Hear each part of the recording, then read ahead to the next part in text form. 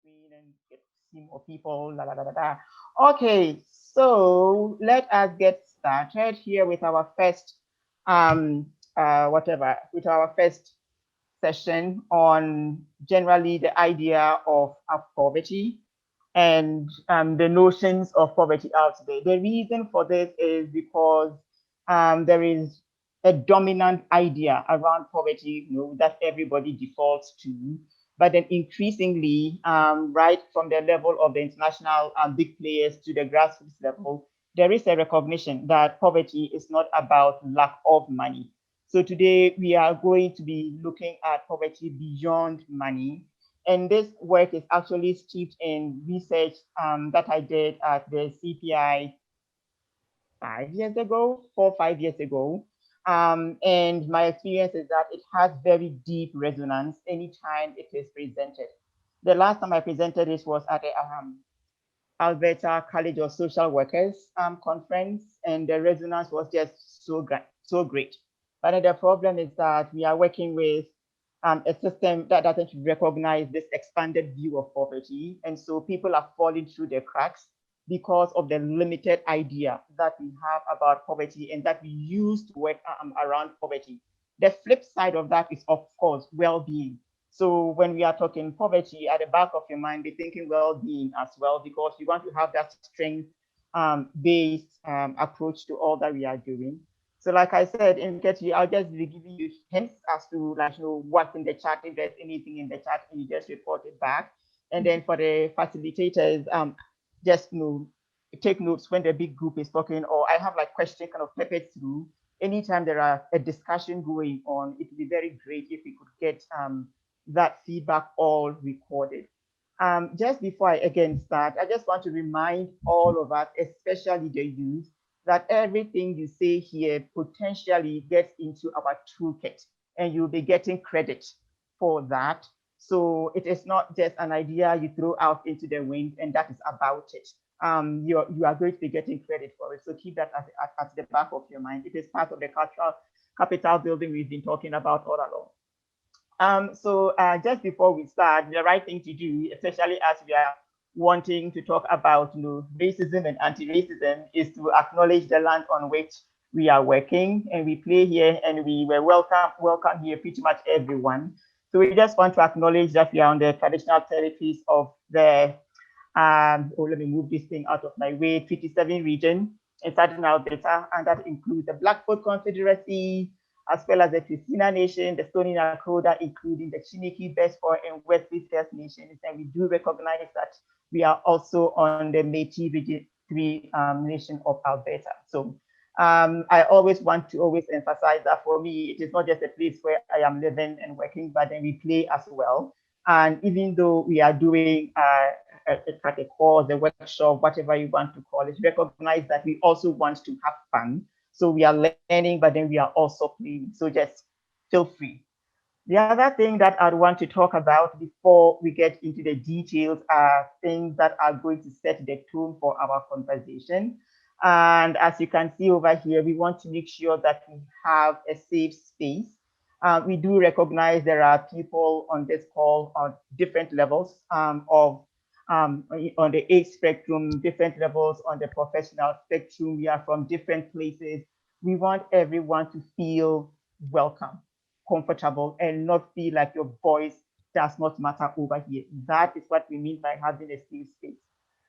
From here on in, we want to make sure everybody has a brave space. So be okay to embrace the discomfort of some of the things that you say. I, for one, I know that when I do teach and present and do all of the other public engagements, I do share a bit of myself with all of that. And it's not everything that is good that you share, but you share it for a very specific reason. So this is a brave space, and it will be okay to encounter these difficult things and just say them, knowing that no one is going to judge you or silence you or anything like that. We want to make sure that there is a lot of engagement.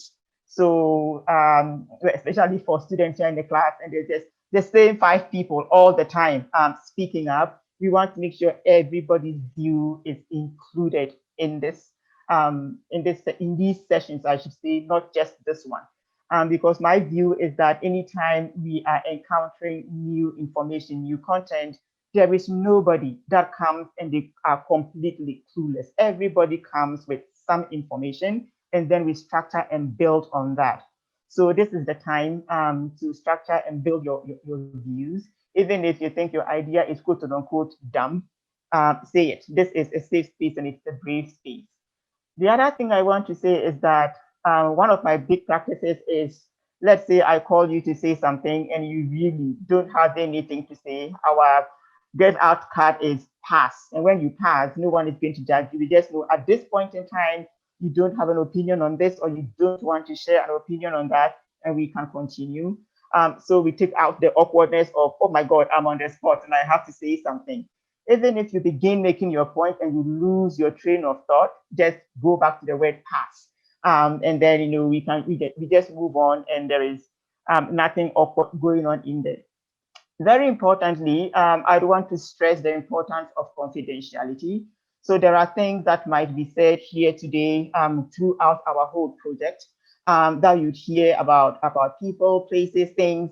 We want to make sure that we are keeping all that we are hearing within this context.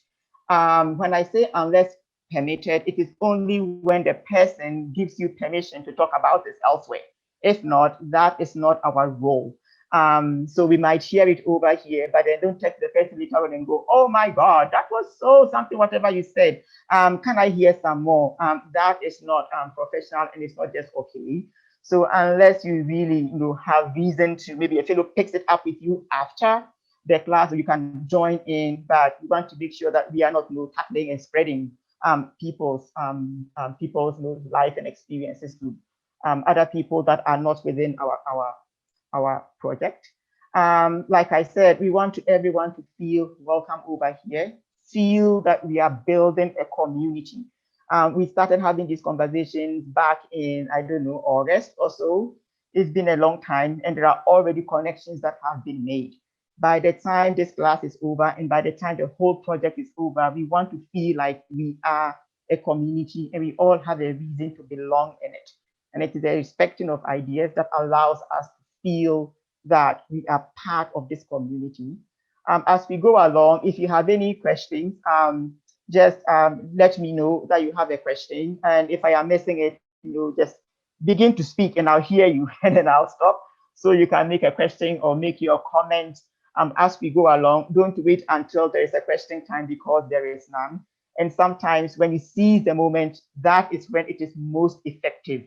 So don't shy back from that. I just want to make a note about the tone we are using when we speak. This is a formal environment, even though it straddles the informal a little bit.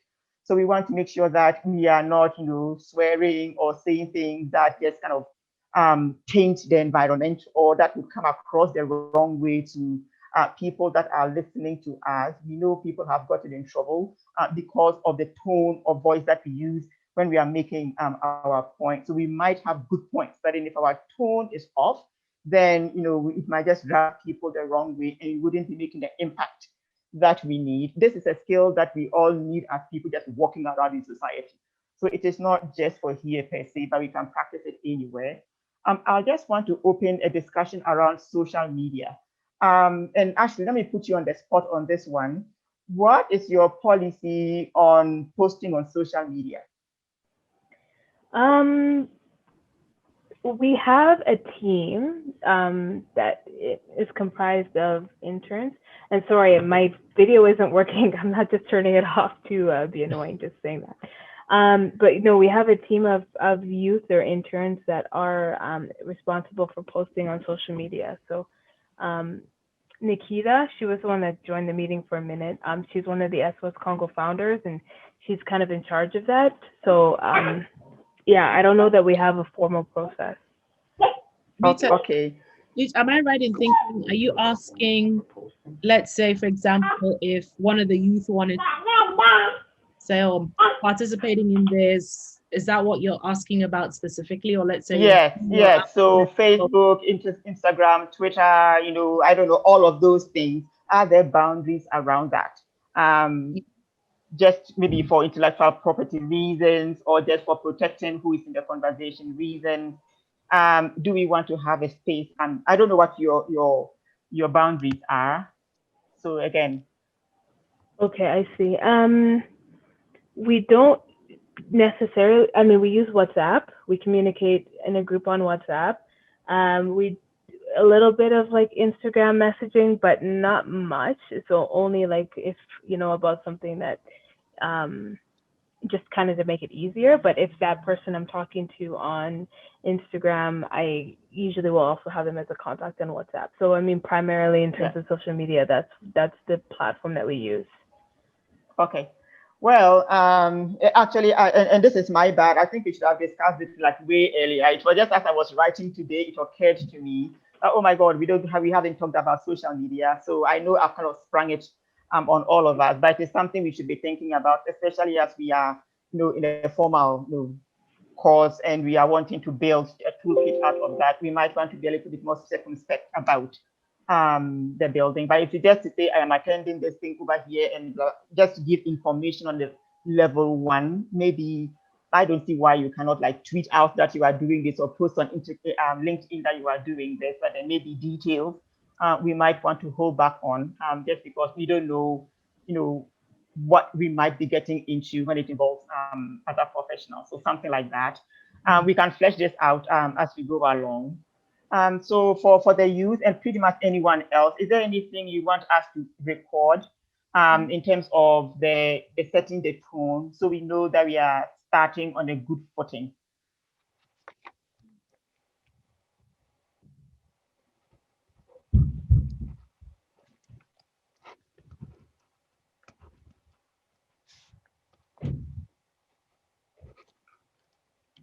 Okay. If anyone thinks about something that they think we should include in our setting the tone slide, we can always just add on so we know that we are curating ideas from everyone and we have an environment that everybody feels like we can function in and not feel separated, differentiated, anything other derogatory word or we don't want any of that. So even if something happens and we do, oh, in hindsight, we should include this, then we would include it just to make sure that we are covering all of our bases. Okay, so let's begin by looking at what I intend for us to finish doing today. So the first thing is here, I'm speaking primarily to the youth participants, but then more generally to all of us because this might be new content. Introducing all of us and especially our participants to that notion of multidimensional notion of child youth poverty. I might be saying child poverty a lot because it's just simpler, but basically there is a link between that child youth poverty that I'm talking about. We want to touch on that link between poverty and racism, which is actually one of the reasons that started all of this in the first place. So we'll have a conversation about that. And then it will be great if we can leave this place kind of reflecting on the ways in which we are poor. Even if you are not a youth, the framework still applies to you. And if it doesn't, apply, then that is where we want to be, ideally. So it doesn't mean that we should all come out looking for something that qualifies us as poor. If your life at this point does not have anything to do with that, then fantastic. That's what we want to see anyway. So I'll just like jump right in and say, let's do a little exercise. So is it Caroline taking the notes? No, it's me. It's Felicia. Oh, yeah. Okay, Felicia, thank you. Thank you. So here you can begin taking notes about the discussion that we are going to have. And the first thing we are going to be talking about is for the youth participants. And don't be shy to say it. You don't have to have a correct answer. Your answer is not dumb or anything like that. When you think about poverty, what do you think about? It can be a word, a phrase, a place, a thing. It does not matter. Just throw it out there.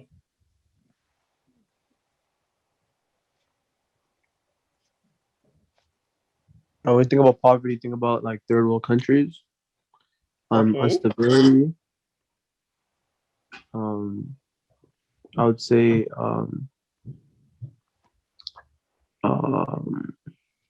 Yeah, I think those two. Stability and third world countries. Okay. Did you say stability or instability? Instability.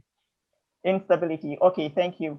Um, um, Felicia, when you finish writing that point, please write in brackets group stability and just leave it as that. Let's take another other views on when you think about poverty. What do you think about? It looks like Jolie has her hand up. Oh, sorry, I can't see. So thank you so much for that, Ashley. So when I think about poverty, I think about not having access to basic needs like water, food, shelter, and for other people. But for my life, I think just being broke. Fair enough. Put it in there. Yes. What other points of view do we have? Vincent? Or did Vincent just speak? Yeah, I just spoke. Okay. Junior? When I think about poverty, I think more about back home, not having the resources to eat, to have clean water, and, like not being able to live a comfortable life also, like not knowing what your next like meal is going to be per se. So that's what I think about when I think about. For sure. Reza? Am I saying it correctly? Is it Reza or Riza? I forget, sorry. Raisa. Riza, okay. So I'm gonna say lacking money, lacking possibility actually, because you can have money, but maybe you don't have the possibility to either get food or pay bills. So I will say maybe either lacking a job or lacking money and to be able to feed yourself or your kids. For sure. Benita, is Benita a participant? I think so. Yeah, I am. So I would really just say the same thing when it comes just being broke, not having the money that you will need to like spend on yourself or to spend on things that you need to. Yeah. Okay. Jacob, you are welcome. I just noticed that you are here. How long have you been here? Yeah, I kind of forgot about this, so my bad. I just hopped on. I got all the notifications. Okay. So are you able to offer an idea around when you think about poverty, what do you think about, or you are still gathering yourself? Sure. Yeah. So like in school, we learned like there's this like pyramid thing of like basic human necessities, and each time you got higher, it was less and less crucial. So I'd say not even being able to afford the bottom row, which would be like food, water, shelter, struggling at least to obtain those certain things. And then as you get higher, I mean, those are just benefits. Yeah. So you are talking about Maslow's hierarchy of needs. Yeah, exactly. Yeah. Okay. Who have all of the youth said something? Who did I miss? I think Laurent. Did Laurent say something? Yeah. When I think of poverty is that you struggle to obtain things in your way, and it's hard to like obtain it for like struggle of work or school or anything. So I think that's what poverty is. Is like you just struggle to obtain stuff for like an easy route. So that's why. Yeah. Yeah, Laura, thank you for that phrasing. And Felicia, if you do not mind, just put an asterisk or asterisks on that phrasing, because I think it really cuts into some of the things that we are wanting to do here. You just struggle to obtain. Say something? Pardon me? Like say something. I'm not a youth, but to contribute Oh, for sure, of course. this. Actually, I was just about to open it out to everyone else. Okay. Oh, okay. But when you think about poverty, I see the treatment that the child gets in the society, which is not good treatment, and it makes me think about the child in the street, and make also think the lack of the opportunity to learn for education. And those aspects make me think that there's poverty because, uh, yeah, that's the aspect that I observe in the child poverty. Yeah, the treatment a child gets. I wish I could unpack that with you a little bit more. Yeah, But yeah. yeah, If so you when want to you ask, say the treatment a child gets, like what image are you looking at in your mind's eye when you say that? okay. The third treatment, when I see, not maybe, not let's say that the child, those children that we see, most of them you see in the street, it's not because of the lack parents or, but like they are left on their own, uh, and also they are expected to work to do. To be like a source of the income. To bring income home, and what I would also observe in other parts of the world that instead of using grown-ups, people can do the work to be paid normally. They will use children or youth for the peanuts. So that I feel that the kind of treatment I will see the way Mhm. socially treated. Yeah. Okay. If people have other ideas on what poverty looks like, just throw it in the chat. Inketi is monitoring the chat. She will collate those ideas as well. But let's move on to this idea of well-being. And I'm going to just switch the mode of discussion this time round and just say for all of the, actually everyone, just throw into the chat when you think about well-being in a human, what do you think about? And again, it can be a word, a phrase, an image, a place. It does not matter. Just throw it all in. And in case you just do us the honors of reading out what we do here from what people think about when they hear well-being. So Razor has said stability. So may I ask, could you elaborate on that, Razor? When you say stability, what does stability mean? Stability of what? Stability of whom? When you're stable, you're capable of taking care of yourself Okay. and the people around you. That's what I meant. I don't know Okay. if the, okay. No, it doesn't have to be right or wrong. That is your opinion. You were thinking about something when you said what you said. So it doesn't have to align with anybody's idea. It's just yours, and that is it. What else do we have in the chat? We have Felicia who says being asked for or only having enough to barely get by. This is for the poverty question. Okay, that's for the poverty Oh, question. okay. Fine. That's okay. Just make sure that you are separating nicely so we don't miss anything. What else is in the chat around That's it. well-being? That's it for now. Come on, we can have more things. Talk about flowers and sunshine. I don't know. Just put in stuff.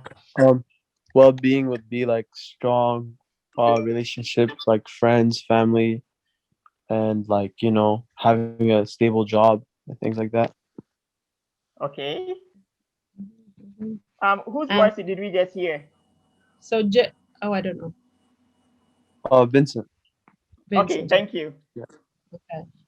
And so Jacob said mental well-being. Can you elaborate what you mean by mental well-being? You're not right or wrong. I just want more information. Sorry, Rita. I hope that's okay. Yeah, mental well-being as in like just taking care of yourself mentally. making sure that you're not like overwhelming yourself, especially when that ties into poverty. Like those two kind of go hand in hand.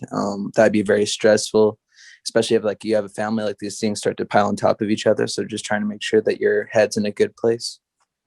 Okay. And SOS Sounds good. Congo, I think that's either Ashley or Kenzo, said lack of supervision for children. Are you referring to the well-being question or the poverty question? The poverty question. Okay. So I think like a reflection or like a something, you know, that you see in situations of poverty is also children kind of not having appropriate supervision. Yes. That's the social worker speaking. Yeah, true. And Benita said, I think she's referring to the well-being. Benita said, comfortable and peaceful. Oh, that sounds so nice. Okay. And All Lavi right. said, state of equilibrium or stability in all aspects of life. It can be mental, psychological, social, financial, and you name them. Okay, let's put it all in there. I kind of just wanted to, again, and if you have any more ideas, just throw them in there as we make progress. Even if we have passed, just make sure this is for like Felicia, that this is for this question and put it in there and we can always go back. But I just kind of, in my mind, I noticed that we are talking about poverty and our minds seem to be somewhere, right? It's almost like, no, we are not in Canada when we are thinking about what poverty is. And I just thought to highlight the observation that I just made. I'm not saying it's right or wrong. It is just the picture that drew in my mind as we were thinking about, you know, what poverty is. But then we were thinking about well-being. For some reason, it was hitting closer to home type of examples. And I really don't know why it resonates like that. Maybe it's just the people on the call, but it's just a broad observation that I made. Daniel, are you a participant or a facilitator?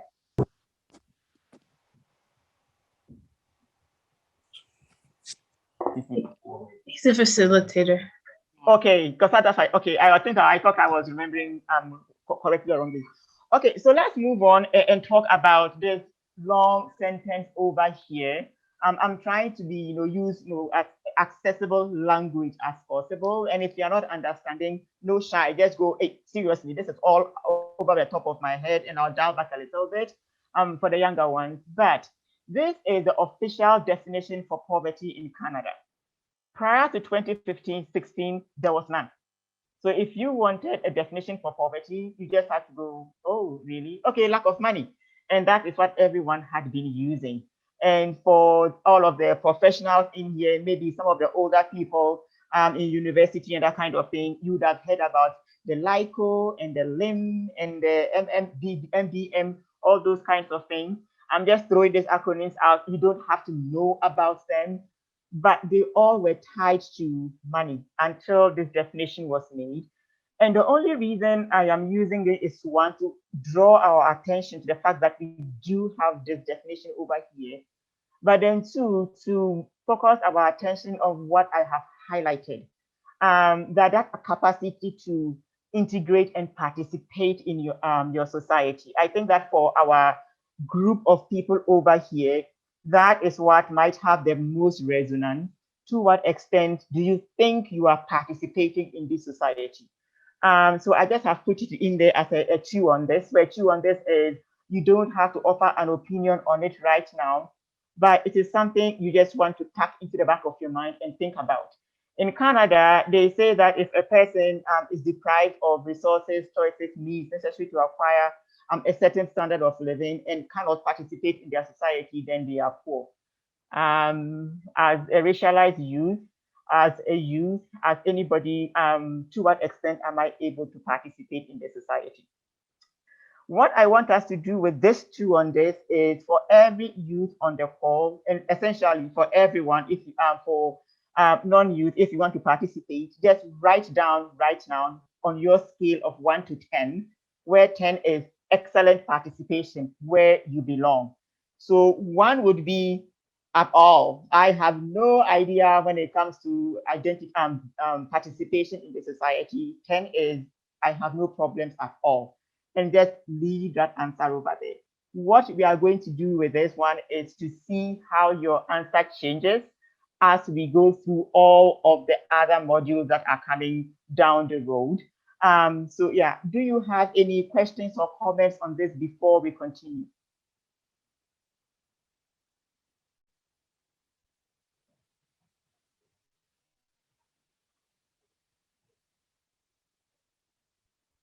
Don't be shy, just ask, wait.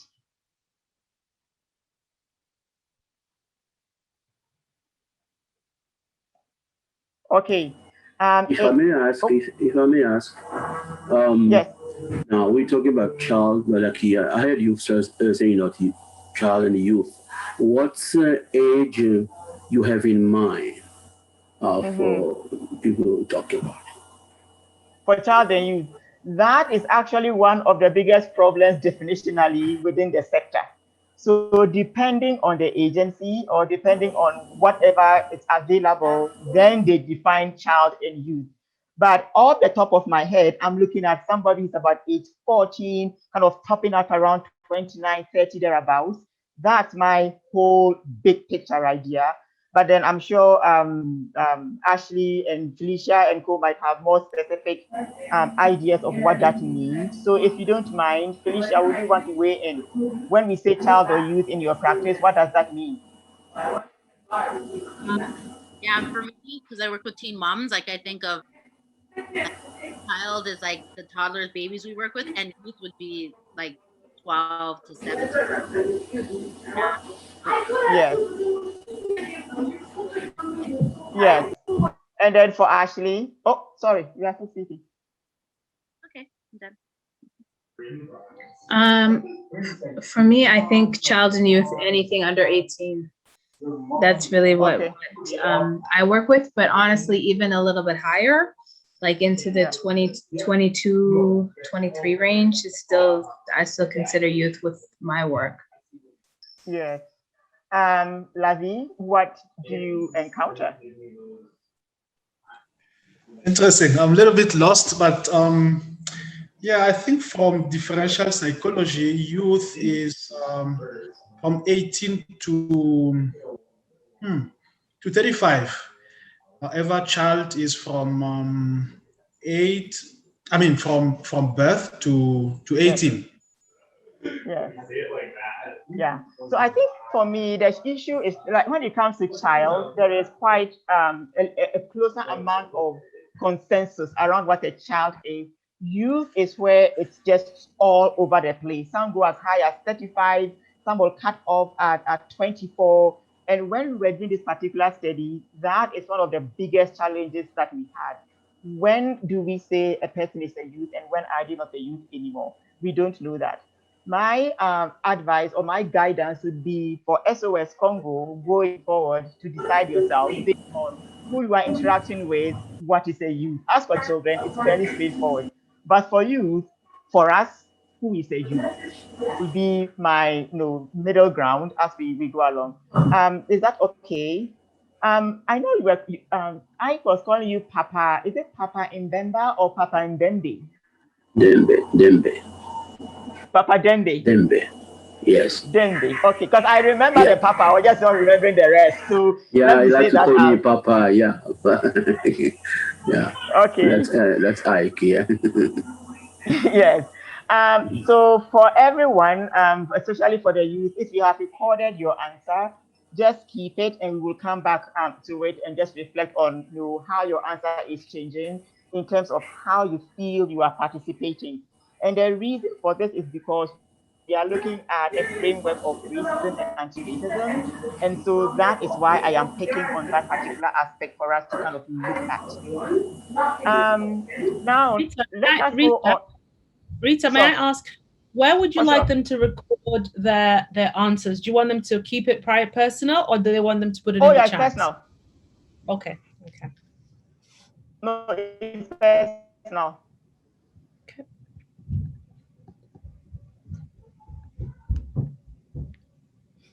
I think we are freezing a little bit. Razor's asking, what is the question again? So Rita, perhaps go to the previous page. Can you hear me? Yeah, there's a question. Are we okay to continue? Yes, so that is a personal thing. Don't share it yet. Just keep it there. Was there something else in the chat? Because I'm seeing something kind of popping up all the time. Nope. Okay. Okay, so let's move on and talk about this idea of a capabilities approach to poverty. For all the things that you would want to be able to brag about, this is one of them. It really underpins a lot of the multi-dimensional thinking around poverty that we've been talking about. And the reason I like this, or I'm using this particular one for our work class session here today, is because one, it is a human rights approach. And when we come to the well-being of children and youth, human rights issues are not negotiable. They are just what they are. And then two, Canada has signed on to the Convention on the Rights of the Child. So if you know that as a child or youth, Canada is a signatory to the Convention on the Rights of the Child, and that you living in poverty is a human rights issue, that alone gives you something to begin to chew on and maybe reflect on what your entitlements are, what your life is, and where you want to go. Those are the two main reasons why I kind of went with this one over here. But then also it underpins this research that we did, as I was saying, 4 or 5 years ago. And the one word that really we were using a lot was this idea of capabilities. And so as you can see right on the slide over there, it's talking about capable. Just reduce the word down to capable. Capable means like what? Let me pick on someone. Benita, I haven't heard your voice in a while. When we say capable, how can you rephrase that to explain to somebody who doesn't quite understand the word? Capable? Yes. Like, like you are able to do something. There we That's go. what You are able to do something. Sharp. yeah. So even if you reduce that word to just capable, I can do something, you can then take it from that basic level and go up. If I can do something, I can excel in life. I can escape poverty. I can create a meaningful path in my life. I can. So the whole idea of the capabilities approach is enabling. Can you or can you not? That is what the basic idea of the capabilities approach is about. So simple, but it is a human rights issue. Then you can layer on this idea of having viable options for charting a life's course. So yes, you can dream all you want about all of the things that you want to do, but then do you have the viable options to pursue and be able to do? If your answer is no, then by the capability standard model, there is a problem in terms of poverty or well-being. And so it is intrinsically linked to what we are trying to do here with the anti-racism project to say it's a human rights issue. Can we participate in our society? Can I do the things I want to do? Can I do the things I desire to do? If your answer to all of those ones are wrong, then you'd want to be paying very close attention to the things that we'll be talking about later on. So you can be using this can I framework to think and reflect about where you are at in terms of your experiences of deprivation and having things. Let's just get some time now to talk about racism. I'm assuming we all know what racism is, but for the sake of discussion, what is racism?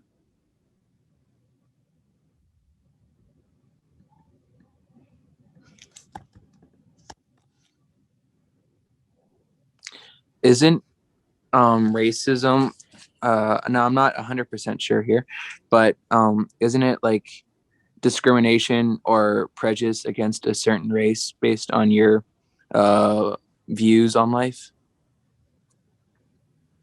Yes, we can go with that. What else can we say? What is racism?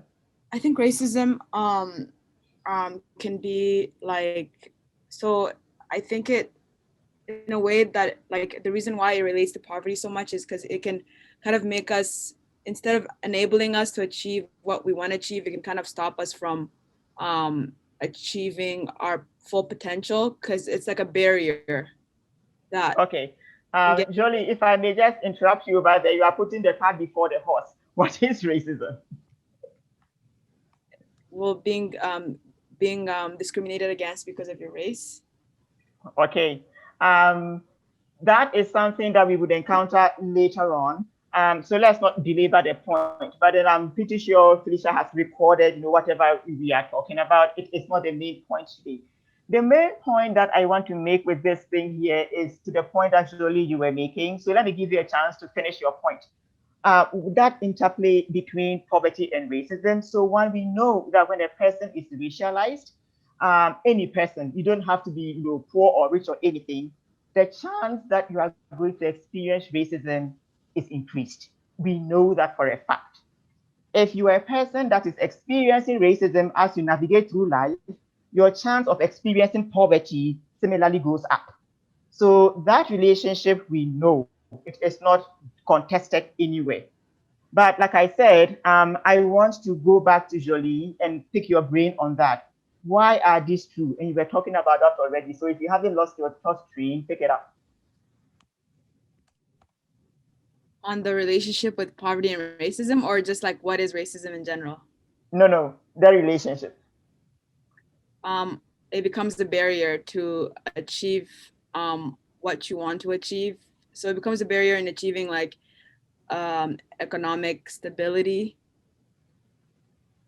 Okay. and doing, like reaching your full potential. Okay. Felicia, is the pace okay, or are we going too fast? It's okay. Perfect. Did anyone else want to weigh in on the link between poverty and racism for our youth? It looks like Jacob has his hand up. Okay. Yeah, I just had a couple questions. What is a racialized person? What does that mean? Okay, let me throw it back to the group. Who is a racialized person?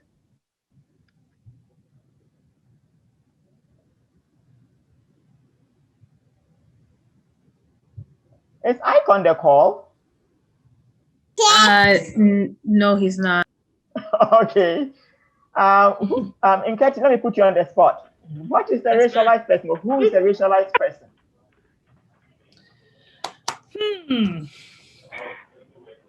Spot indeed.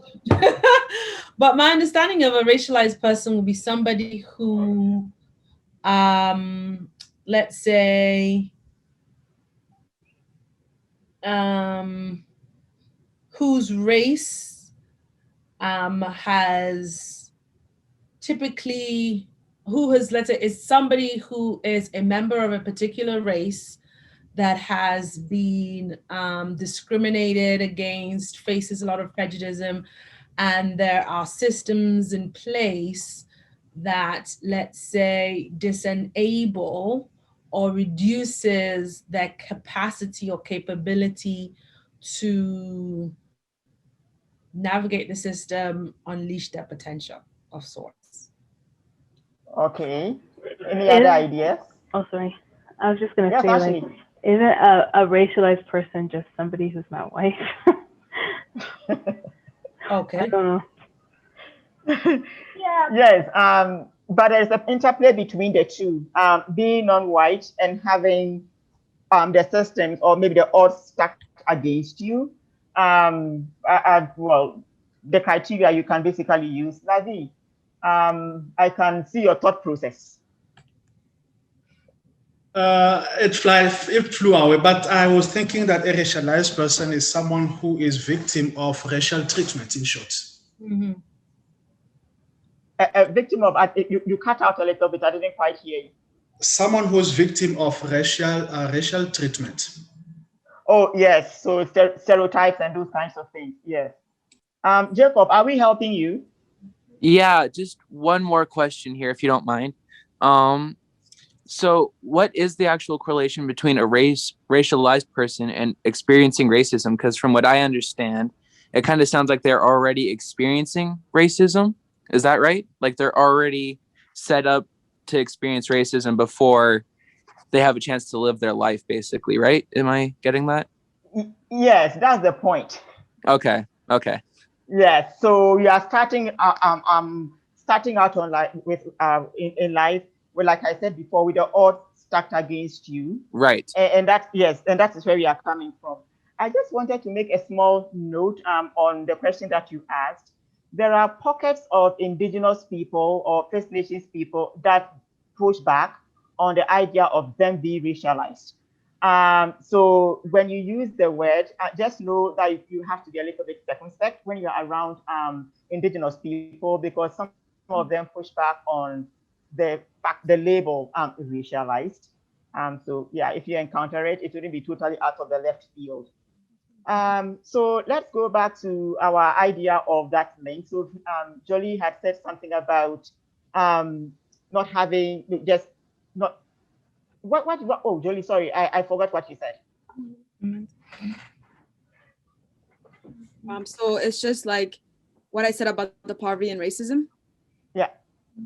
I just said it would like set you back in achieving your full potential. So it becomes like a barrier. Yes. Okay. Oh yes, that's the wording I was trying to remember and I couldn't. Okay, yes. So there is a barrier over there. Let's hear from more youth. Let's just go around. Laura, do you have any ideas as to why this correlation or these statements are generally true? Oh, you asking me? Yes, please. Repeat the question again. Sorry. So if a person is racialized, why is their risk of living in poverty higher? I don't know. Okay, I'll come back to you for a second. Yeah, you can pass. Yeah. Daniel just put on his camera. I feel like you are lining up to share an opinion. Bonjour tout le monde. Déjà, je pense que le risque est très élevé pour quelqu'un qui est déjà contraint aux stéréotypes du racisme, surtout dans la société où quand on t'a déjà tracé un chemin, on dit que tu vas commencer par ici, tu vas finir par ici, et tu as l'impression que les limites sont nombreuses autour de toi par rapport à ta peau, par rapport à ta manière de réfléchir, parce que tout le monde te voit déjà comme un sous-être. Alors pour moi, une personne racialisée déjà dès le début a beaucoup de chances de vivre dans la pauvreté et surtout au niveau de sa mentalité parce que ça érige comme une certaine des limites par rapport à sa réflexion, par rapport à sa manière de penser et même aussi par rapport à sa manière de voir les autres. Alors pour moi, le racisme n'est pas seulement le fait de voir la peau de quelqu'un et de détester cette peau, ça va au-delà de tout ça, ça va au-delà, ça devient une manière de penser parce que ça va loin, ça devient même un système qui met des gens dans des limites telles qu'ils ne peuvent pas faire quelque chose au-delà de leur couleur de peau. Donc, c'est un peu ce que moi, je pense par rapport à la question que vous avez posée. Okay, to translate really quickly here, I think what Daniel was trying to say is how like the depths of racism. So we see the color of the skin first, but it starts to impact like how we structure our thoughts on a deeper level. It starts to create these limitations within ourselves, and it also creates a system outside of ourselves where people participating in that same kind of, he didn't mention like kind of white power structure, but kind of everybody operating under the same system starts to operate in a certain kind of way where it's a really it's that connection there between poverty, the color of your skin, and just how the system we're under kind of perforates everything and limits people beyond that. Okay. Did I hear something about your thoughts? Like something about thoughts? Something about what, sir? The ways in which people think. Did I hear something about that? Yes. It changes like the manner in which we structure our thoughts. Okay. So I think that you're kind of hinting over there at internalized racism. And Felicia, if you don't mind, just make a note of that. And the reason I kind of picked that on that, not to diminish all that Daniel you just said, is we minimize the impact of internalized racism on our life scores. And I just wanted to highlight that for the benefit of our youth who are still in their formative, impressionable years, the ways in which you process who you are and where you are going really can impact your experiences and how eventually you kind of turn out. I'm sure when we do the session on racism, it will come up again, but it does not matter that you are hearing about it now. Just something again to chew on. Would anybody wants to share an opinion about this, or maybe throw the idea in the chat and we move on? If I can move on, just maybe show by like a thumbs up or something if your camera is on, so we can move on. Okay, I've seen like 2 or 3. All right, Joe, speak for the group. Let's go. So here we are going to start talking about this multidimensional view of child and youth poverty. But really, this one here can apply to anybody. But the reason we are just limiting it to poverty, to children and youth, is because that is who we were talking about and talking with when this work was done. And so I'm just wanting to leave it here, and we'll take our bio break and come back and just talk about these things over here. So when we say standard of living poverty, in your own words, what does that mean? Child self-perception poverty, what does that mean? Relationship poverty, what does that mean? And for structural poverty, what does that mean? So let us take a small break, maybe 5-10 minutes thereabouts. Stretch, get the blood moving so that when we go for our AstraZeneca shot, we don't get a blood clot, and then we can come back. Yeah.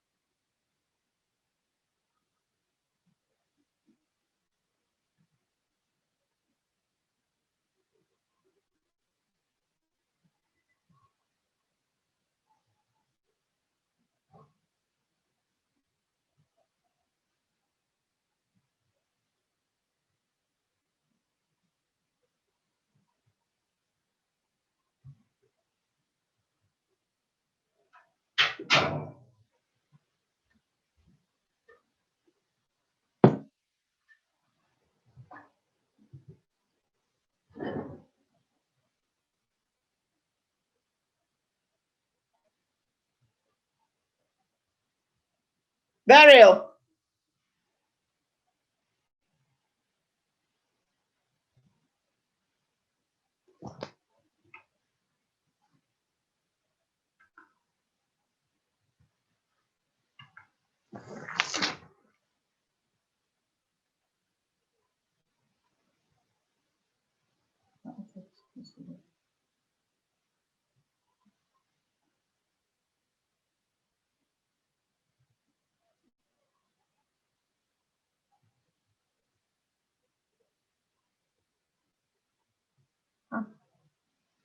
Okay.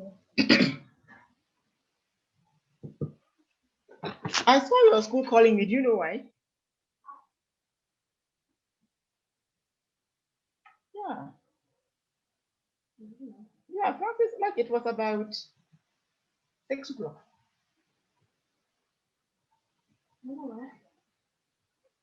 Listen to the message and yes. Me? Oh no, I'm fine. I just um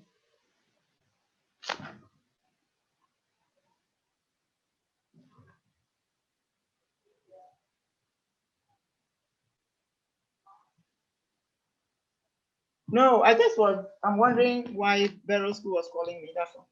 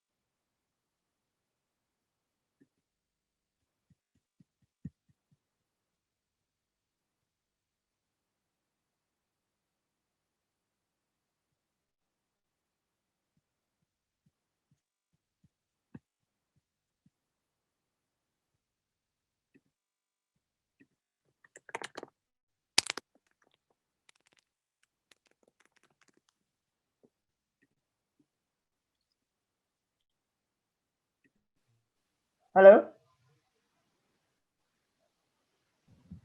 Hello? Hi.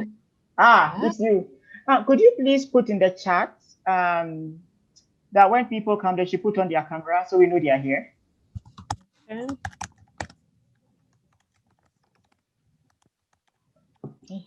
Yeah. For where we are at, I think we'll soon finish.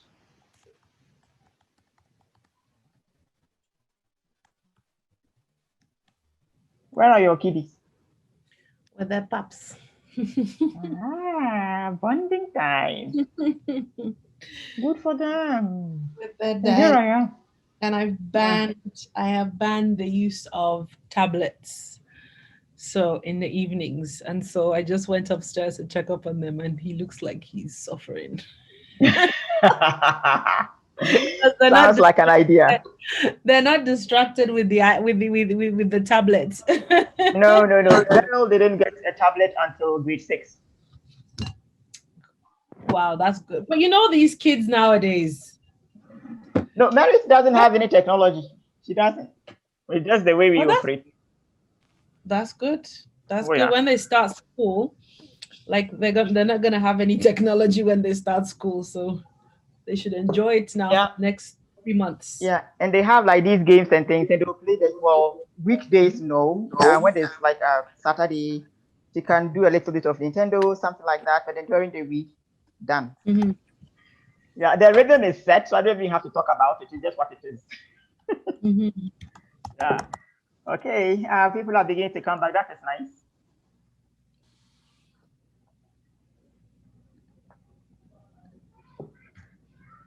Ike, I have a question for you. Yes. Can you hear me? Don't respond if it is too personal. But where are the kids? Wow, it's always a juggling act. So you guys have me for the rest of the evening today, and I think for the rest of the sessions as well. The kids are upstairs. We had a little bit of help today with childcare, so we try to just work the best way we can there. Yeah. No, just a curiosity question because like both parents are here. Where did the kids go? Did you shrink them? Honey, I shrunk the kids. Yeah.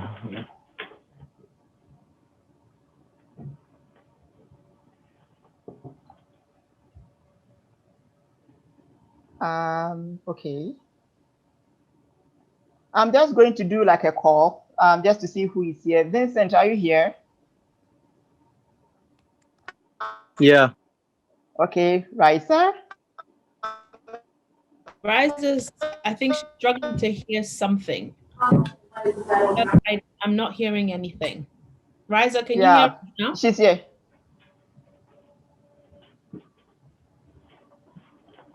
Junior, are you back? Yeah, I'm here. Perfect. Felicia, our diligent note taker. Oh yes, Felicia is back. Once Felicia is back, we can start. Yeah, I'm here. Well, if Felicia is not here, it's almost like the driver is not here, so we can't go. No, it. Okay. Lavi, are you back?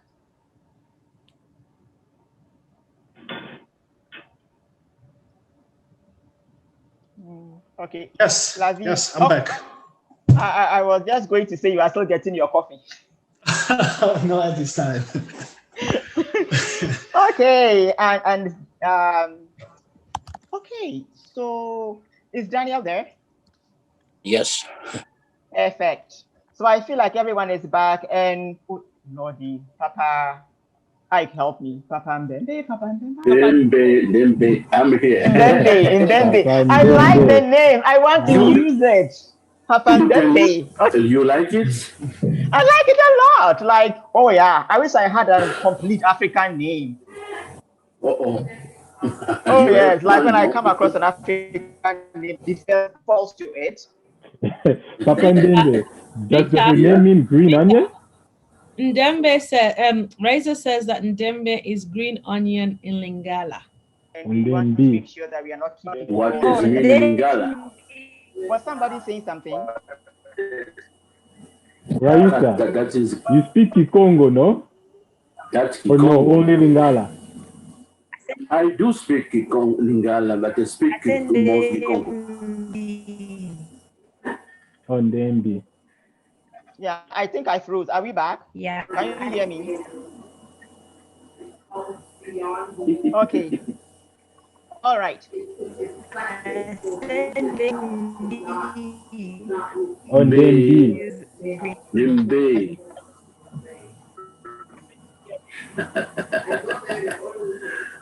Some they call me Indembe. No, Indembe. In Dembe. In Dembe. Okay. So let us get started. There's about maybe two more discussions to have and two more information to introduce, and then we will be done. So let us just begin. Are we recording again? Pandembe, could you please mute your microphone? Yeah. Yeah. Thank you. I was wondering where it was coming from. I was trying to figure it out. Thank you, Kitty. Um, so are we recording again? Yes. Okay, so then we can continue. So this time is for us to, are you going to move or not? Oh, there we go. Okay, so now, like I said before the break, we had, these like 4 domains of child youth poverty, but now it's where we get into, the meat of it. What are we talking about when we talk about standard of living poverty and child self-perception poverty? Like, what do these things mean? Here is just the information page where, standard of living poverty is about, lack of adequate financial resources. That is the one most of us know. That is the one our systems and our structures and our policies use overwhelmingly when we are talking about people that are living in poverty and those that are not living in poverty. The first one is what everyone defaults to, pretty much like 90%. But more and more, like I'm saying, there is other notions of poverty popping up. It is possible that you wouldn't come across these self-perception anywhere else apart from here, because there are very many um, it very many takes on what multidimensional experiences of poverty are. This is ours when it comes to children and youth. So even if you want to generalize, just say, well, there could be other iterations over there, and don't get into an argument you cannot win. Basically, it's just a word of caution. Um, so number 2, when we talk about child self-perception poverty, that is where we are talking about the thought processes of the child or youth, the things that they think about. For instance, all of us have been a child before, and would ask, when we grow up, what do we want to do? The social workers on here might be able to corroborate what I'm saying, but there are some children that really draw a blank. They don't think about that. It's not part of the things they think about. It's just, I don't know. Okay. That is one of the things that we identified as an issue, because for children, you need to be having like an increasing outlook and an increasingly sophisticated conversation with yourself as you go on through life. And even for now, we still have those conversations with ourselves in our head. So for children and youth, when these conversations are not happening, then there is something wrong. It should not be that way. So we are talking about this sense of self that kind of informs your outlook on life, and what you think your prospects in life are going to be, and how you think you can make something of yourself going forward. Some of us have like, a good outlook on our life, but then the rest of the question is like, I have no idea how this is going to happen. And the internal conversation you are having is kind of dim and dark and just clueless or confused. And that is not good. So that is one of the ideas of child perception poverty that we talked about. I don't want to prejudice you too much. So I'll just go back to the next slide and just ask you to reflect on what these two things mean to you. Standard of living poverty, does it resonate? Does it make sense to you? child self-perception poverty, does it make sense to you? Especially with the second one, you can think of it as part of identity formation. Because when you are thinking about yourself, you are thinking about an identity. So if you are thinking about, does this make sense to me when I'm having my personal narrative? Does this make sense to me? See if it does or see if it doesn't. Here we're wanting to go into a breakout room, but then unfortunately we don't have enough people, but then we would make lemonade with our lemons. So I'm going to be deferring to the youth heavily over here. For question A, let us just talk about that for now because we have about 15 minutes to talk about this. When you hear about standard of living poverty as it relates to a child, does it resonate with you? Does it make sense? Do you connect to it? And in what way? Somebody can start, or I can start calling me. Jacob has his hand up. Okay, there we go. Thank you. Yeah, just 1 second here. I acted a bit prematurely. I just had a question about B, but I can answer A if that's helpful. Okay, that's okay. We can go with B and then go back to A. It doesn't matter. We just want to get the conversation started. Sure. So does the child's self-perception poverty, does that kind of tie into, you guys were talking about earlier, a barrier of like the internal kind of racism? Is that kind of, do those two tie together? You are onto something in there, yes. So I wouldn't say Okay. they tie together, but then the self-perception poverty can feed into it. Okay. Yes, but there's definitely a link over there. Okay. All right. So do you want us to, so you had a question, so do you want to weigh in on the second one and just like set us going, or where are you at? Me? Yes, Jacob, does it resonate okay. with you? How does the standard of,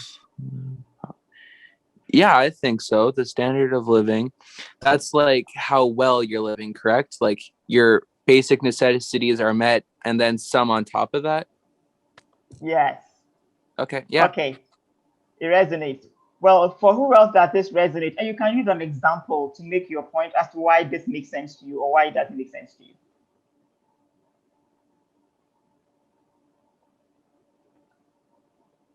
Is Benita back? I'm here. Okay, can we hear you? How does the idea of standard of living poverty make sense to you?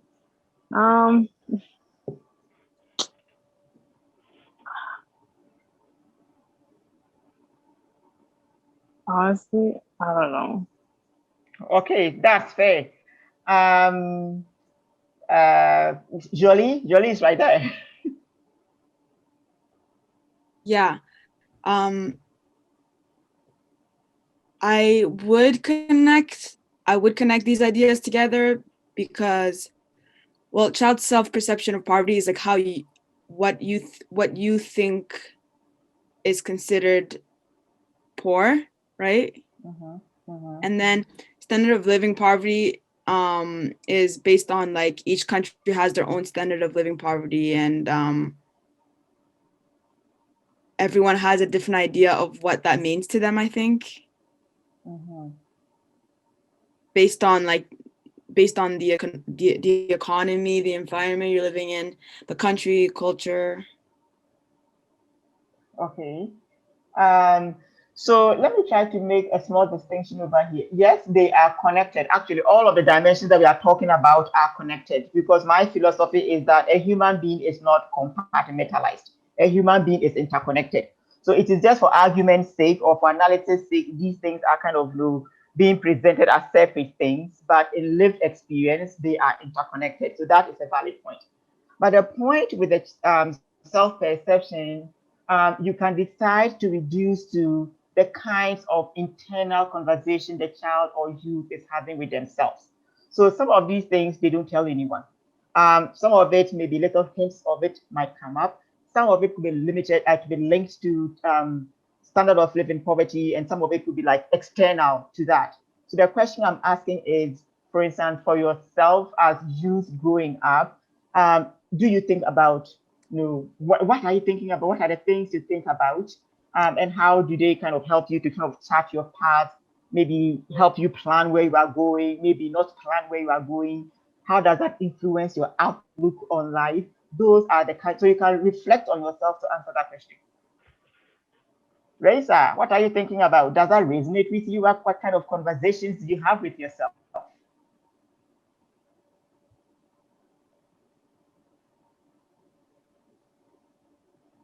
Are we talking about poverty, right?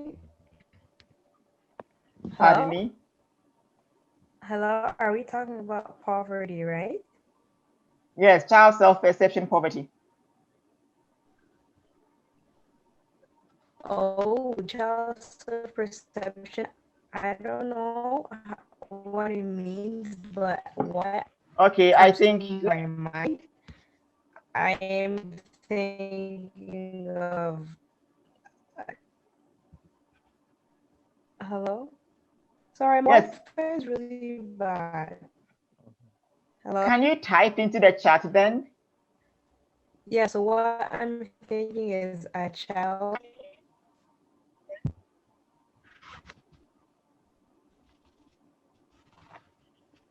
Okay.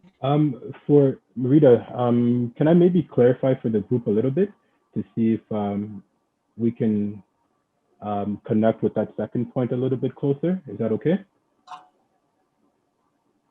For sure. That's cool. Yeah. For everyone who was in the session, which is most of you who were in the session before, when we're looking at perception, are you guys remembering the conversations we had before around even identity? Remember how we were looking at our community and then we said what we thought what it meant to be Congolese, what it meant to be Black, what it meant to be African. And then we took a look at other things. We saw what the government thought that those things meant. So we had our own kind of image of what it was for us, what it meant for us to be kind of like in our own skin. We took a look at what the government kind of takes a look to see what how our groups are kind of placed in there. So if you guys remember that conversation and help tie it in more, I know that was a conversation rooted in identity. But if you guys think through that lens there, it can help us see what a standard kind of like, or the distinction between the standard of living, kind of just in that sense, and then what our perception of that is. Let me pick on Vincent. Do you remember those conversations there?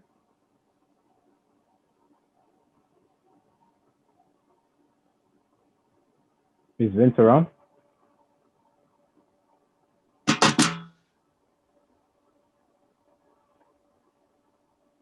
I don't know What that about is. Junior? Yeah, I'm around. My Wi-Fi is kind of cutting out. I kind of cut halfway through your question. Can you say what you were saying one more time? When we had that conversation just around identity, and we had that discussion around like how you see yourself as being like Congolese and how other people view like Congolese. Do you remember that discussion there? Yeah, I remember that. Remember that. Now replace the identity and put poverty in there. So then, for you, in terms of like how you see a poverty like played out like in yourself, and how like the world kind of defines poverty. Do you see? Would you be able to speak on that a little bit? So before Yeah. in the conversation we were having, we were saying that people, us, we took a positive spin on it. We said people might see Congolese as being refugees, being individuals who Yeah. come here later. We don't have much of a community. We're not necessarily connected to resources well. We remember that conversation there. Now, instead of us rooting it in just Congo, if we say just poverty, generally poverty, what are some of the things that you say are kind of like just outside of you that the world kind of defines, and the way that you see like limitations even? Yeah. So I feel like the way the world sees poverty is like if someone is poor, for example, they're often viewed as lazy, or like sometimes people like to use the word bum or things like that. And it's not always necessarily that. And people can be put in situations where they're forced into that type of thing. But like the way the world views it is as like, oh, like some people really do need help, and some people it's not always their fault, you know. And like based on a lot of things happening in the world, anyone can be poor. Like anyone can be put in that situation. And but like as individually, as myself, like the way I view poverty, I would say it's more so like the position that you are put in. Like let's say you get laid off because of COVID, for example, and you lose your house, for example, and you can go homeless. So that's how I see it. Okay. I like how you said something about lazy. So you know you are walking around and you are kind of labeled as poor, and then the child gets keep on hearing, well, poor people are lazy, poor people are lazy, people are lazy. The connection there is that that is the conversation you begin to have with yourself. Well, my parents are poor because they are lazy, and I guess I am the kid of lazy people, so I am lazy too. And then that becomes the image of yourself, and that becomes the driving force of where you go and how you perceive yourself and how you perceive the world. So even if you are not a lazy person, in your mind, that is the message that is seeping through because, well, poor people are lazy. And so it is a bad image to have.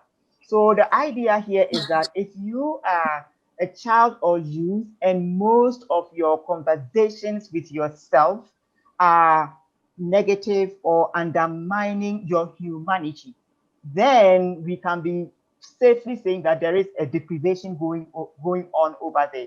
That is not a normal situation. You should not be having that kind of conversation. Or you can say, well, a teacher can be telling you at school, well, you aren't good at math. You aren't good at math. And then what you do is that becomes your conversation with yourself. I am not good at math. So you wouldn't even try because you've been told you aren't good at math. And that is the idea of the self-perception poverty. So people tell you things, you absorb things from your society, and that becomes the lens through which you see yourself. And it has an impact on where children are going, how they choose, where they even think they are entitled to go to. So now that we have said all of these things, I'm still going to open it up and say, how does this over here that we have just said between my Ike and myself, how does that play out in your head? What kinds of conversations do you have with yourself? Doesn't have to be negative or positive. Just what is the driving conversation you have with yourself? Junior, seems like you want to put on your camera. Hey, I said Sorry. like unmute yourself. I say seems like you want to say something. What kinds of conversations do you have with yourself? Like in terms of like poverty with me? It doesn't have to be poverty. It can just generally, what is the dominant conversation you have with yourself? About poverty in general? It doesn't have to be about poverty. So it can be things you are good at or things you are not good at. What do you tell yourself? In terms of myself, I always try to motivate. I hold myself to a higher standard. Like, let's say I like when I have something to be done, I always like to remind myself I have something to like do. And like in terms of work, or if I gotta wake up early, anything like that, like it's always about like motivation. And it's true, like when you talk in a certain way, you're gonna start feeling that way. Or when that is around you, like the conversation, if you're constantly being called like let's say like lazy, we were using lazy before as an example. If you're constantly being called lazy, sometimes you start to embody that and you also become lazy. But if you have people around you that are motivating you and you're motivating yourself as well, like you can do anything. You can put your mind to anything you want and you can be successful if you have people around you who are supporting you. Sounds good. Jolie? What conversations do you have with yourself? Actually, let me take it back. How did you decide to become a nurse? My parents suggested that because I wasn't sure what I wanted to do, but I knew I wanted a career that was fulfilling and I would something that I would be able to like serve other people and like just a rewarding professional career that I wanted. But I just wasn't sure exactly what. So my parents helped me with that. Okay, so now dial back and just think about if your parents were not there and speculate what would have happened. If my parents didn't suggest it, yes, I probably would have done like a career. I still would have picked a career in healthcare just because I think I was just always interested in biology, so I think that's why I kind of gravitated towards like health and science and stuff like that. Perfect. Now you see how you end up in biology. She always gravitated towards biology. So in her mind's eye, she always saw herself as some kind of biologist, right? And that is what we are talking about when it comes to that self-perception. You give yourself permission to dream big and think big and do all of these things and things you can just reach to the stars. Unfortunately, not all children have that opportunity. Some of it is just like we were saying, just lack of exposure. Some of it is the messaging that you get. Some of it is just, yourself, even if people are talking, you're not really interested. There's a whole lot of circumstances that can feed into the way a person or a child or a youth is thinking about themselves. The bigger point here is that down the line, whether we are thinking negative or positive, there are going to be consequences on our life. And so from our point of view, if a child is thinking, low things or absorbing low things, is not being encouraged to go in a positive direction or blaming themselves for everything that happens, that is setting them up for failure. And that is where the poverty comes in, because they don't have that well-being in their mind. I think it was Jacob earlier who was talking about, just having a healthy mind. That is what this one is talking about over here. The government doesn't talk about that. The fact that you could be actually having a conversation with yourself. It is rather, well, you are living in a poor environment. Let's take you out of that environment. And then it becomes, well, I don't have my parents because I have been bad. I don't deserve parents. I don't. So that negative messaging begins to kick in. And when that negative messaging kicks in and it is not kind of interrupted and corrected, down the line, that child has a higher risk of living in material poverty. And that is what we don't want to be happening to any child. But then again, if you are a racialized kid, navigating systems that kind of are stacked up against you, it is very easy to just end up in this particular place. Oh, black boys are good at basketball. All right. And so after that, chemistry doesn't matter, right? But then is that right? And that is the larger picture that we want to talk about over here. So again, think about these things because there is an assignment coming down the line. Now, let us talk about relationship poverty. And this is, I think, much more, it will have much more resonance with you guys because we are just talking about the people around you. How do you relate with them? Do you relate to them properly, positively, or are all of those relationships just broken down? I'm not getting on well with my dad. I'm not getting on well with my sister. I am not getting on well with my teacher. I'm not getting on well with everybody, and the world doesn't like me. And you'll be shocked to hear the number of children that actually think like that. And so it does have impact going happening. And that is what we are calling the relationship poverty. So yes, you're a person running around. You can be from an upper middle class home as a, you are not living financial poverty, but then relationship wise, you could be very severely impoverished. And our work has very many examples of that. I'm looking at the time here, but then I'll quickly just summarize. There was a child that it's my favorite example. It is dark and sad, but I like to use it. She was living in Strathcona. You know where Strathcona is, right? Near Aspen, very rich neighborhood. And she ended up homeless and ended up at the Boys and Girls Club. What happened? Her dad was being incestuous towards her. So if you don't know what incestuous means, he was wanting to have sexual relations with her. And she was complaining to her mom, and her mom was not hearing any of it. She's like, that is not possible. Your dad can't do that. You are being disrespectful. And it is because he's your stepdad. You just want to give him a bad name in front of me. And she would not believe her own daughter. So she just ran out of the house and ended up on the street. Boys and Girls Club is where she was able to recover. So that is extreme, but it is also poignant of an example that when your relationships are kind of broken down, the chance that as a child or youth, you are going to end up wallowing in some kind of situation connected to poverty is very high, and we don't want that. So again, keep it in the back of your mind. What does that mean for me? What does that mean for the people I know? Structural poverty is one that actually is outside of the personal. So we've been talking about systems quite a bit over here. Daniel was talking about systems. I think I talked about systems a little bit. Everybody knows about systems. But then this is where we are looking for help from our institutions.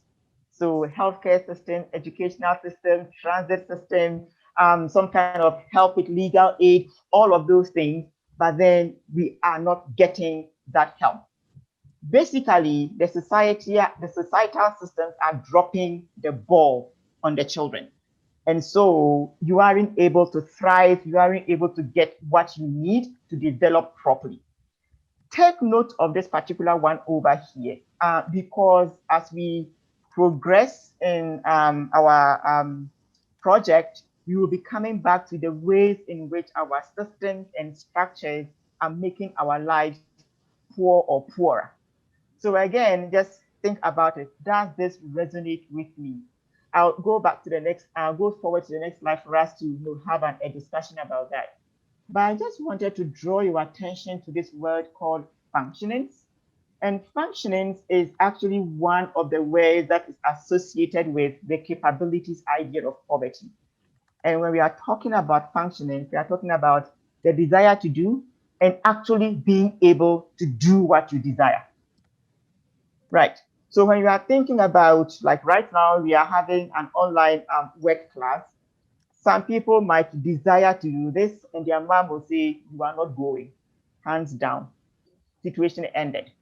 That is a problem. Or you want to go, we need to pay money. Well, I don't have money to do it, so I don't attend. So I'm just drawing this to your attention again as something to chew on. By the way, I'll share this with Ashley, and then she can share it with you also. You can go back and refer to the slide. What are some of the things you want or desire to do that you are not able to do now? And it can be anything. If you can even write 10 of them, write them down. Youth, are you listening? It is something to chew on. What are the things you desire to do that you are not able to do now? Write them down as many as you can. And then as we go along, we can categorize them for you. But now let us take your ideas.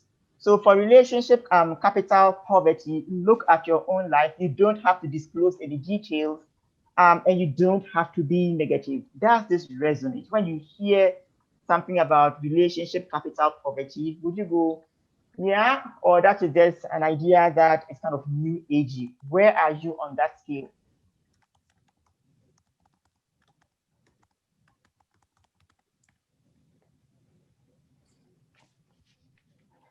Who's going first?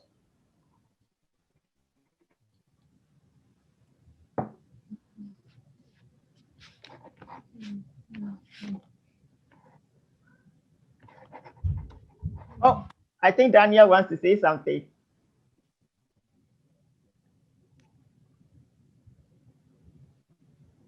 Are we supposed to type our ideas, or are we supposed to say it out loud? I was gonna just say it before I leave.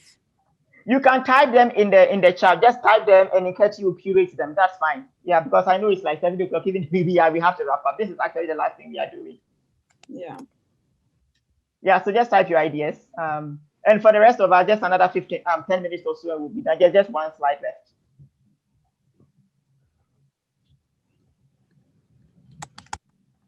Iketi, did you see anything in the chat? Not yet. Okay. Jolie, would it be faster for you to say it? Because Jolie has just said she's got a meeting at 7. Yeah. Yeah, I was just typing it, but it looks like it's gonna take a long time to type it. Things that I would want to do that I don't have the chance to do is like traveling because of money, obviously. I would also like to buy a house, but that's not a possibility right now because I have to pay off my student loans first. So yeah, those are the two things that I would actually like to do. Okay, you can add on to the list if as we go along. So I understand that you need to leave, but as I said, we'll be sharing the slides with you all. So you can go back, refer to them, and get back to us if you have any questions. Okay. Yes. Thank you for coming. Hopefully you'll be here for the next session. Yeah, I will. Yeah. See you guys. Yeah, enjoy your meeting. So again, let's return to our relationship capital poverty, structural capital poverty. Do these have any resonance with you? Maybe you are wanting to access a particular system and it just was not working. You are able to share that, for instance. And if the youth are not forthcoming, the rest of us can chip in, maybe just to give them examples. Maybe the experience level has not gone to that extent yet, so it's just hard to connect. So yeah.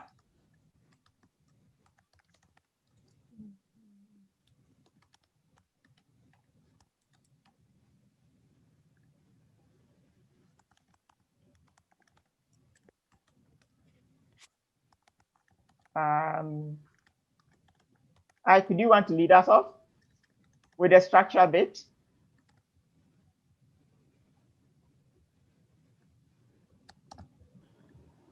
I'm sorry, what was the question? Is this I said, do you want to share an opinion on either the relationship capital poverty or the structural capital poverty, any of them? Because I feel like our youth are kind of a bit like, what is going on? So they need maybe some example. Okay. So I think the example of relationship capital. Hold on, I'm gonna find. Am I audible? Yes. Can you guys hear me? Can you guys hear me? Yes. Okay, sounds good. I really like the concept of relationship capital. It's really important for us, like what we're trying to do here in terms of like building a community, getting to know each other, getting to know the different ways we can connect with one another, the different similar struggles we have, what it really means to live in this area and to really thrive. I really think that's a dimension of health, and that's just a dimension of um, not just surviving, but really living good that we don't really look at. So sometimes just having money, being able to travel and do everything that you want is what we kind of strive for. But in the areas that really African culture can be rich or Black culture can be rich traditionally was in this relationship capital kind of bucket. And for us to value that and to I know that it's important, sought after. I think it's really cool to have that weaved in. I know that when we talk about um, um, uh, structural capital poverty, I think that's like maybe the capital to be able to access like systems and structures there and being able to get into that. I think that there is still a connection, like when that relationship capital is really strong, when we can leverage that, it does open doors as well into shifting things into systems and stuff. And so yeah, that's what I thought was kind of exciting.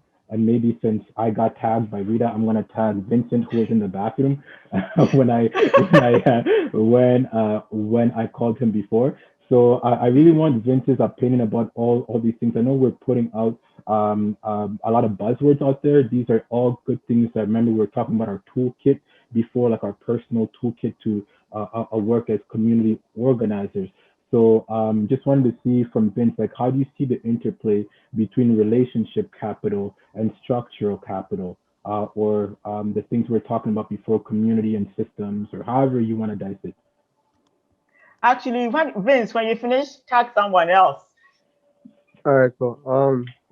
So when I think of like relationship capital, like poverty, I think like what people have right now, and a lot of people do take it for granted, because in a lot of situations, once you lose all your friendships and your relationships with people, that's when it starts going down the wrong path, and people do end up in poverty and things of that sort. So I feel like that's a really important, like, relationships are very important assets for everyone. And then structural capital poverty, I would say, like, what people want and stuff, like, everyone wants to be successful, but also it always comes with lots of dedication and lots of hard work. So, like, it's easier to say something, it's harder to do it. So, but everyone has to put their mind towards something, and eventually you have to figure out what you want in life. So it's like you just got to get it together. So,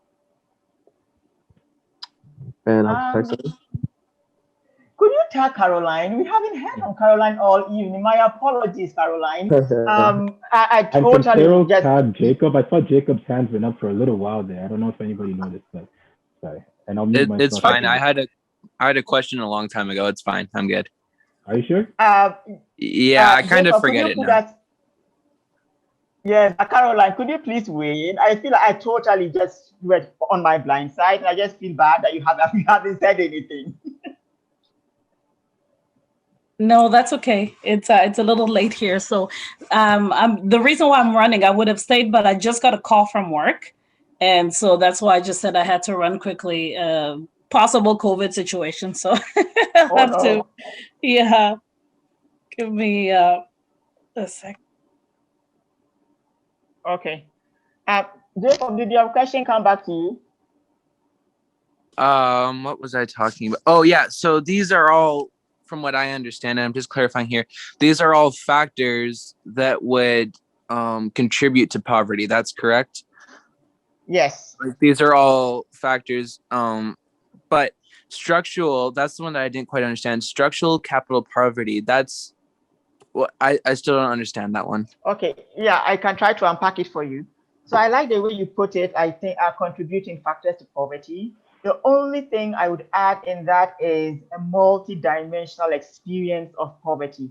So it is not about lack of money, but then lack of all of these things. And when you put all of those things together, it just makes the experience of poverty just so much more deeper. So that's the only clarification I'll add in there. But let me try to unpack the structural capital poverty for you. So that is where we are talking about our systems and our structures of societies. When I say systems and structures of our society, so the healthcare system, it is there as an obligation from the government to the people. An educational system is there as an obligation from the government to the people. A transit system is there as an obligation from the government to the system, to the people. Our social welfare system is there to serve us when we are down on our luck. Those are all, and there are of course several examples. Those are all things that are outside of a family's um, capacity to totally provide for their children. So even if I am super good at math, it's possible I suck at geography. So then I can't teach my child social studies. I take them to school and that is flagged. But if they go to school and the experience of school is not interesting for the child, we are going to say that child is experiencing an education related poverty. So the educational system is failing the child, and so they are going to be experiencing less than well-being, is what the larger points are. Let's say, actually, let me give an example of a child that was needing glasses. They were getting blind. They were born like, and they were losing their sight. And when they were trying to get help from AHS, which is kind of sad, at a point she was legally blind. So it means that legally she's declared blind, she can't see. The parents were saying, what can we do to help our child participate in grade 1 and participate in grade 2? And the assessment that came back from AHS to the parents were that the child was not factually blind. And so they could not begin to provide braille or all of the assistance that they could give to the child if they could not see. So now the child is going to school and they cannot see anything in the school, and they were just falling behind. That is another example of the healthcare system dropping the ball and the child falling back in school, and the parents can't help the child because they don't have the resources and the capacity. Does that help you, Jacob? Yeah, that's actually a really good example. That does make sense. Yeah. Okay. So again, what I want us to do here is just begin to think about yourself, think about yourself. How do these things over here resonate with you? That is the point of my question 6. And I said I'll share this one with you, but try to plot yourself. And don't share it with anyone at this time. Just plot yourself. Standard of living, where am I at? Do I have all of the basic needs I need? Am I living a sufficiently comfortable life? If you are looking at self-perception, what are my thoughts like? Are they predominantly negative, or are my thoughts predominantly positive? Chart those ones. If you even have the time, write the details of what your thoughts are. Try to reflect on the status of your relationships. What are they like? And if they're impacting you, reflect on those and just see this as kind of a journal and just keep it. Because most of you are in school, be looking at the structural bit. How is my experience in school like? If you are already working, what does that look like? If I am experiencing some healthcare issues, what does that look like? Try to plot yourself over here. And as I'm saying, some of you may be totally fine. You don't have any problems. That is good. But you can choose to reflect about someone, or if you really just can't fill a part, don't do it. It is totally fine. If you are not poor, there's no reason why we should force you to be poor. Basically, is the point. The last thing we almost did it. Let's work together. Okay? Yeah.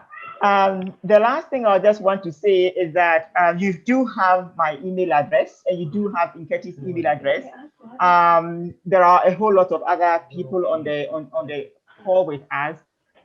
Reach out as youth participants and go, now that I have the PowerPoint, this particular point, I don't quite understand it. Can I chat with you? Or can you explain to me on email what this means?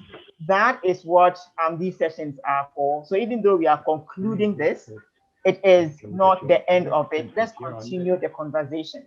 So keep that as your homework. Before we go, youth participants, what do you want to be comment as your big takeaway before we go? Any comment? It doesn't have to be specific to, I don't know, just anything that is resonating with you before we go.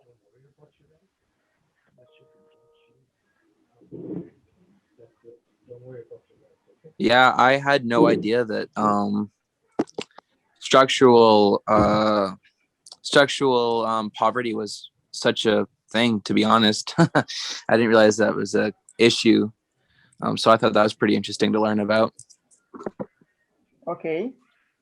Short and sweet, I like that. Benita, if you are still there, something very short so we can all run. It's running late. Yeah. What's the question again? Sorry. Anything, just a general comment before we go about what you learned or what we discussed. No, I don't really have anything for now it's today, fine. to be honest. That's okay. Junior. Yeah, Nkechi, I saw your text message. Yeah, so yeah, your duties are over. We are all leaving. I was one by waiting one. for my permission to leave. I'll be the last one standing.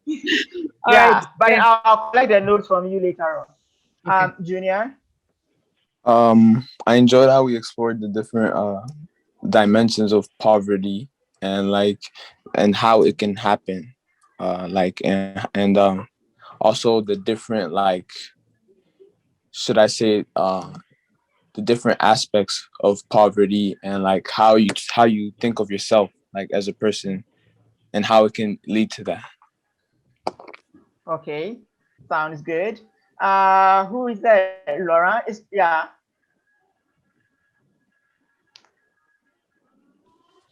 Yeah, I really enjoyed the session too, and the way we learn about poverty and learning everyone else's perspective of how poverty is, and yeah, that's what I really enjoy.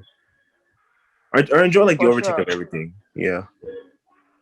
Well, it means your enthusiasm level is high. That's what we want. Mm. Raisa, if your audio is not failing you, can you share your opinion? It doesn't have to be good. It doesn't. Yeah, it could Yeah, be anything. yeah. So I was gonna say, I like how so we don't all live the same life, but there are many things that we can relate to when it comes to this topic. And yeah, I really enjoy learning it, especially since I don't think I got to learn this topic at school. So it was really interesting for me. Yeah. Interesting. You make the connection to school. Yeah. When we were putting this idea together, we were thinking, well, we want to give our Black youth or the youth that will be in this program to include Jacob, something that gives you a leg up, that gives you an advantage in terms of knowledge and expertise above those who aren't coming. So I'm glad you are making that connection yourself. And so for everyone, this is some of the realization of the dream that we did have, that you'd have something extra that somebody else does not have. Who is left that I haven't called on before we finally go? Maybe we'll take a few concluding comments from Ike. So Ike, be on standby. Who is left I haven't called? Jacob has spoken, Benita has spoken, Raisa has spoken, Vincent. I think everyone has gone, right? Ike. Sorry, guys, just had to step out quickly there. With can you guys hear me? Yes. I was Okay, just sorry. asking, all of the youth have shared an opinion, right? Mm-hmm. Okay. I So believe then so. Sorry, I had to step out quickly there. So I stepped. I'm not yeah, sure if all the youth have Laurent, gone. Vincent, Raisa, Benita, Jacob. Yeah. Is who? Oh no, this is Ashley. So that's Ashley not there. I feel like everyone has sort of shared an opinion. So for youth participants, like I said, we'll be sending this. Actually, Ashley has it, so she can share it with you now. To go over the material and just kind of reflect on yourself. You don't have to do it now. Just think about yourself and kind of complete this one over here. And remember that whole idea of participation. Where do you stand? So now that you have this framework, you can go back and evaluate your number for participation and see how you are doing. Ike, if you don't mind, could you bring us to a close and then we can regroup in 2 weeks? Yeah, so I think it was a good first session. I think I'm encouraged with everyone that came through. I think we have to do a better job reaching out to everyone before making sure everyone is caught up. We're starting on time. We understand that it's exam week and everything like that, so we can give ourselves a little bit of a pass. But I do want us to reset, take some pride in what we're doing here. We're learning some pretty cool stuff, and these are experts in the field. So I think we can all be encouraged with where this is going. You guys will be hearing more and more from us about what we'll be doing on our off weeks and everything. And then as we plan for the sessions, we'll give you a heads up about what we're going to be discussing, so you guys are prepped to come through and discuss things. But overall, I think a really encouraging first session, and look forward for the next one in 2 weeks. Yeah, echo everything that you said. The engagement level is very high, and I'm also very glad for what we are doing here. We just hope next time more people come. But yes, I and your team, good job on bringing out some youth to have a conversation with us. Okay, bye everyone. We're And gonna make it really, the better for sure. offer, yeah, and the offer really stands. Reach out to us. You know where to find us and ask us questions, because this is in no way, shape, or form the end of the conversation. So don't be shy. Everyone.